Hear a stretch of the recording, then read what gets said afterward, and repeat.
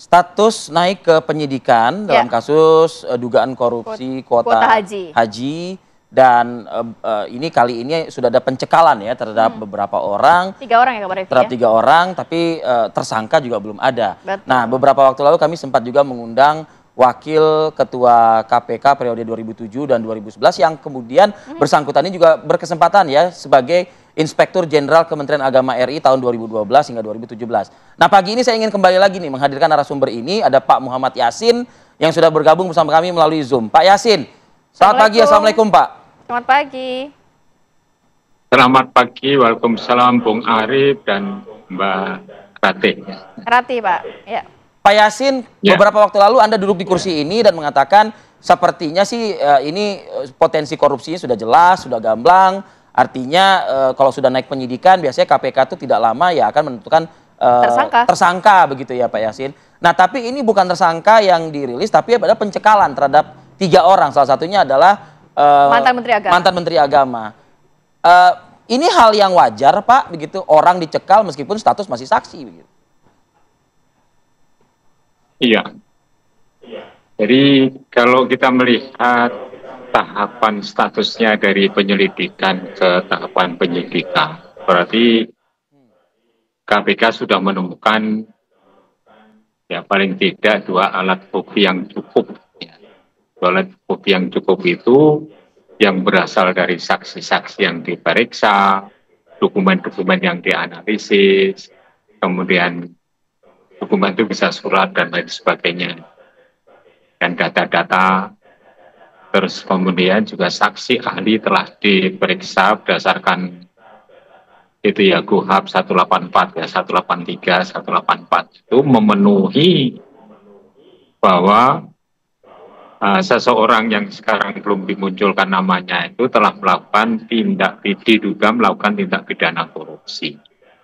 Jadi harapan kita itu kan merupakan sinyal, yaitu pencegahan yang sekarang dilakukan oleh KPK itu sinyal ya orang-orang itulah yang akan nanti ditetapkan sebagai tersangka.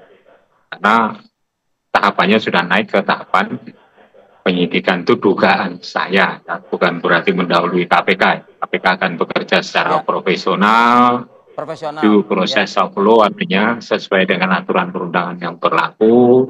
Minimal biasanya kalau sudah ditemukan 2 alat bukti yang cukup itu ya segera akan ditetapkan tersangkanya. Momentumnya kapan? Ini kan menjelang 17 Agustus ya.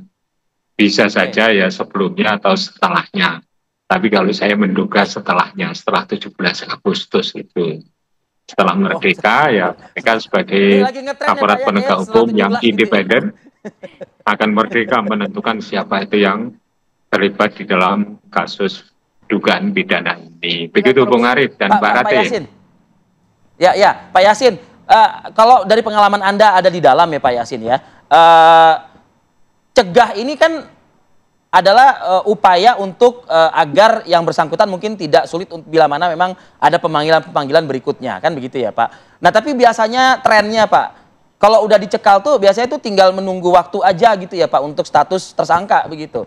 Nah, pertanyaannya, kenapa ini butuh proses waktu lagi gitu? Saya bukannya curiga Pak, Pak Yasin, tapi berkaca dari perkara-perkara yang ditangani oleh KPK sebelum-sebelumnya, kan banyak Pak yang bocor ke media begitu, ternyata belum satu suara nih pimpinan KPK. Jadi sprindik ada yang masih mau nolak untuk menandatangani. Hal-hal kayak gini biasa terjadi nggak sih Pak? Ya, kalau sudah ada pengumuman secara resmi, ada konferensi pers yang dilakukan oleh juru bicara KPK bahwa kasus ini sudah naik pada tahapan penyidikan, nah itu berarti sudah ada tersangkanya, hanya saja belum diumumkan. Nah, mungkin mempertimbangkan ya, sekali panggil kok sudah tersangka, itu kan kurang elok ya.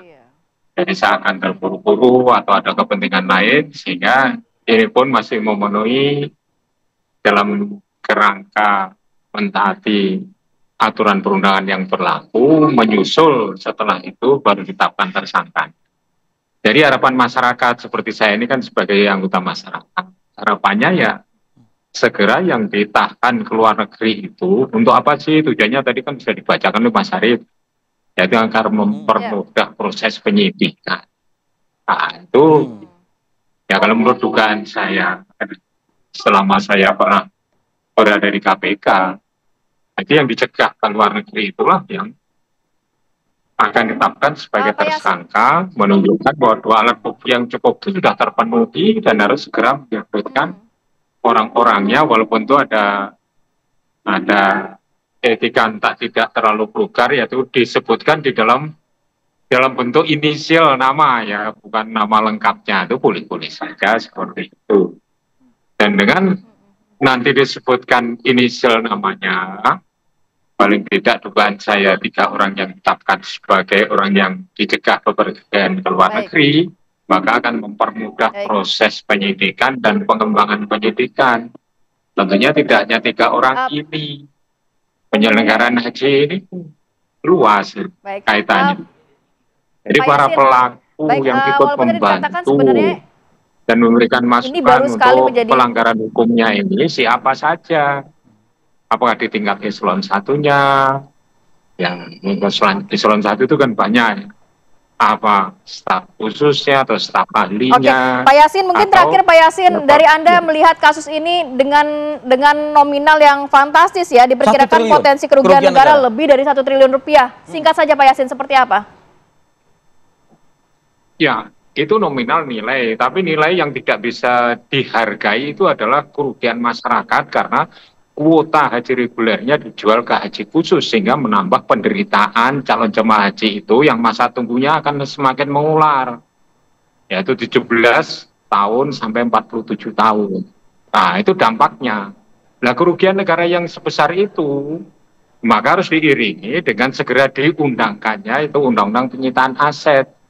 Jadi aset recovery-nya itu tidak hanya menyebutkan angkanya tapi tidak pernah terrecover atau tidak bisa berhasil dikembalikan ke keuangan negara. Pengalaman-pengalaman yang lalu karena keterbatasan dari KPK makanya menyita beberapa saja walaupun kerugiannya itu triliunan. Contoh, IKTP 2,3 triliun, berapa yang bisa direcover? Kurang lebihnya hanya sekitar 28 miliar. Ini kan seperberapanya ya, ada 1%-nya gitu. Ini yang menjadikan perhatian masyarakat. Kerugian moral dari masyarakat itu, penderitaan, pendoliman, yang kedua kerugian negara, tapi harus diikuti dengan pengembalian keuangan negara sesuai dengan jumlah kerugian yang dilakukan oleh para pelaku korupsi itu. Gitu Mbak Ratih dan Mas Arief. Oke, ya baik. Pak, singkat saja Pak, mungkinkah komisioner KPK, pimpinan KPK belum satu suara Pak untuk menandatangani sprindik Pak? Kalau sudah dikeluarkan bahwa diumumkan itu tahapannya naik dari penyelidikan ke penyidikan, itu sudah otomatis konfirm bahwa 5 pimpinan itu menyetujui. 5 pimpinan itu 1 ketua dan 4 wakil ketua itu pimpinan. Itu sudah menyetujui, maka diumumkan oleh juru bicaranya. Jadi sudah firm itu Mas Arief, jangan diragukan itu. Sudah firm. Kita tinggal nagih. Kita nantikan setelah 17 Agustus ya, Pi ya. Baik, terima kasih banyak Pak M. Yasin. Terima kasih ya Pak Muhammad Yasin. 2007 waktunya Pak, kami ganggu di sela-sela kesibukan aktivitas Anda Pak. Assalamualaikum. Waalaikumsalam. Oke.